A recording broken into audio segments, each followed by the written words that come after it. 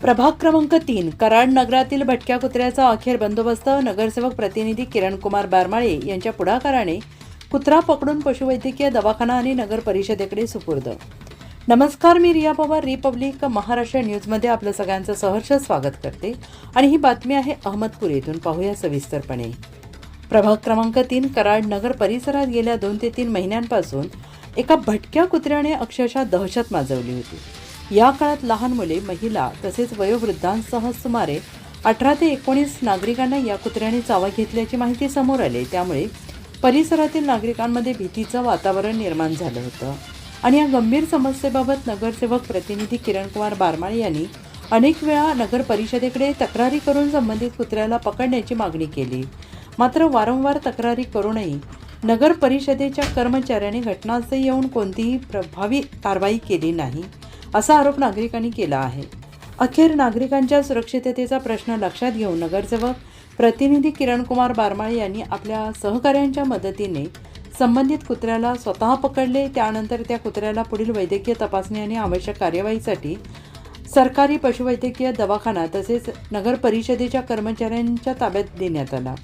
यावेळी परिसरातील नागरिकांनी बारमाळे यांच्या तत्परतेचं कौतुक करत भविष्यात अशा भटक्या आणि आक्रमक प्राण्यांबाबत नगर परिषद प्रशासनाने त्वरित कारवाई करून नागरिकांच्या सुरक्षिततेची जबाबदारी पार पाडावी अशी अपेक्षा व्यक्त केली आहे.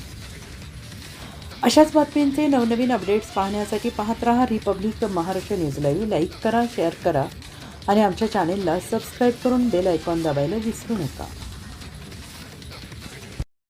प्रभाग क्रमांक 3चा कार्यकारी नगरसेवक गेली 2 ते 3 महिने झालं.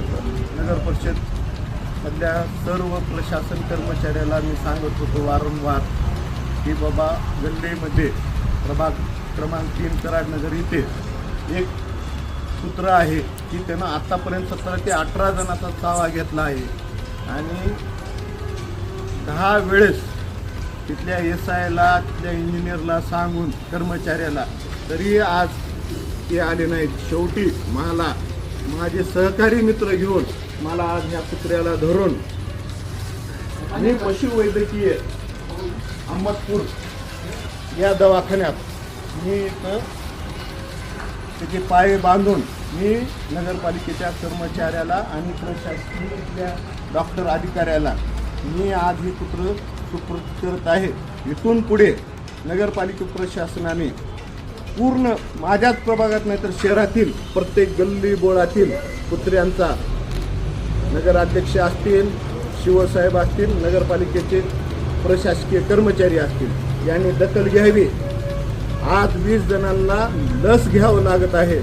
त्याच्यात छोटे लेकरं आहेत, वयस्कर महिला आहेत, त्याच्यात अनेक लोक आहेत. त्याला जिम्मेदार कोण?